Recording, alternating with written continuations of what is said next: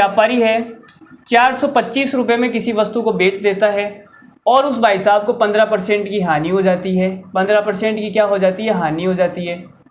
5% लाभ अर्जित करने के लिए उसे वस्तु को किस मूल्य पर बेचना चाहिए, ये आपसे सवाल में पूछा है। 4 ऑप्शन आपके सामने है भाई, कर देते हैं। तो देखो भाई बताता हूँ मैं।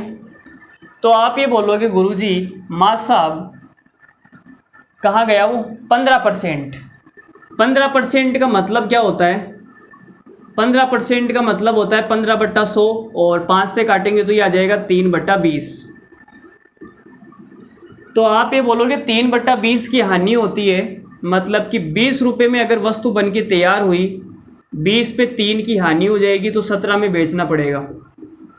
ठीक है, ये हमारी क्या हो गई? सीपी हो गई, ये हमारा लॉस हो गया, ये हमारी एसपी हो गई। लेकिन सवाल में ये बोला है कि मैंने उसको 425 में बेचा है, तो 17 की जो वैल्यू है वो कितनी है? 425। यहाँ से 1 की वैल्यू निकाल सकते हो आप, 17 दूना 34, फिर बचेगा 8, 17 पंजो 85। 1 की वैल्यू आ गई 25। 1 की वैल्यू कितनी आ गई? 25 आ गई। सही है। तो आप ये बोलोगे सर 25 आ गई तो 20 की वैल्यू कितनी आएगी? 25 दूना 50 मतलब 500। तो जो सीपी है वो कितनी है? 500 है। लेकिन सवाल में बोला है कि हमें सीपी नहीं निकालनी, हमें निकालनी है कि 5% का लाभ निकालोगे तो कितने में बेचना पड़ेगा। तो 500 पे भाई हमें क्या चाहिए? 5% का लाभ चाहिए। तो 500 का 5% कितना होता है? तो आप ये बोलोगे सर ये हो जाएगा 500 का 5% बोले तो 25 रुपये का लाभ चाहिए। तो हमें कितने में बेचना पड़ेगा? 525 रुपये में बेचना पड़ेगा।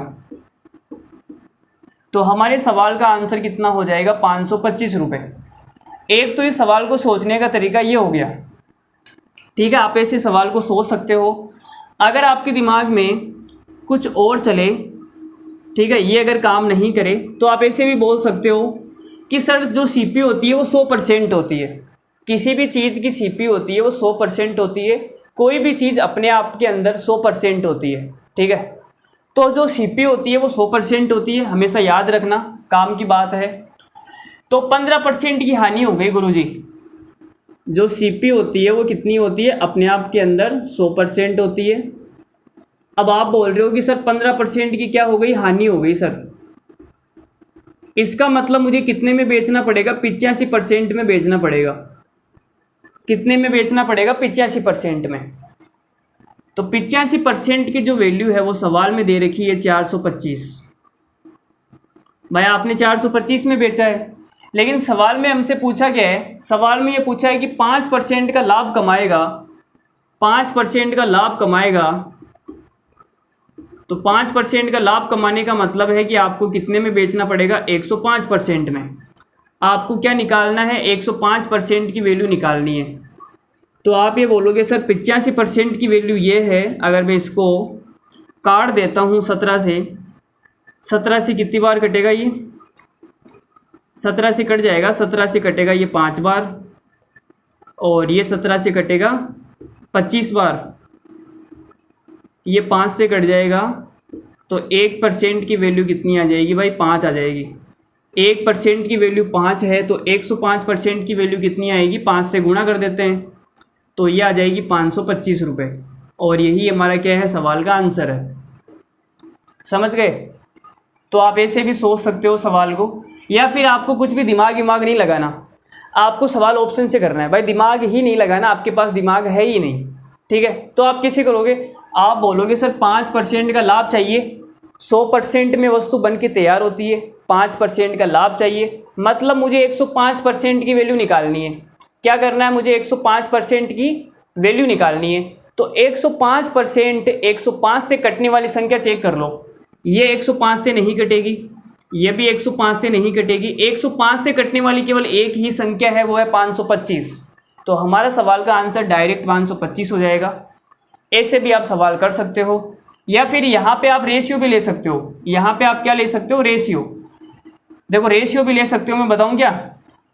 चलो बताता हूँ, एक बार आप स्क्रीनशॉट ले लो।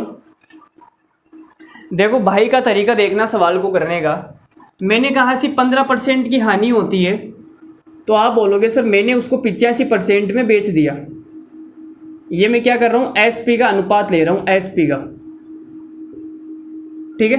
फिर आपको 5% का लाभ चाहिए, मतलब आपको 105% में बेचना पड़ेगा। तो अनुपात कितना आ जाएगा भाई, 5 से काटूंगा तो ये 17, और यहाँ 5 से काटूंगा तो ये कितना आ जाएगा 21, ठीक है। और 17 की जो वैल्यू है सवाल में आपको दे रखी है 425, तो आपको 21 की वैल्यू निकालनी है। तो ये कितनी बार कटेगा भाई, 25 बार। तो इसको 25 से गुणा कर दो, तो ये कितना आ जाएगा 525। बोलो भाई सही बात है। तो 525 हमारा क्या हो गया, सवाल का आंसर हो गया।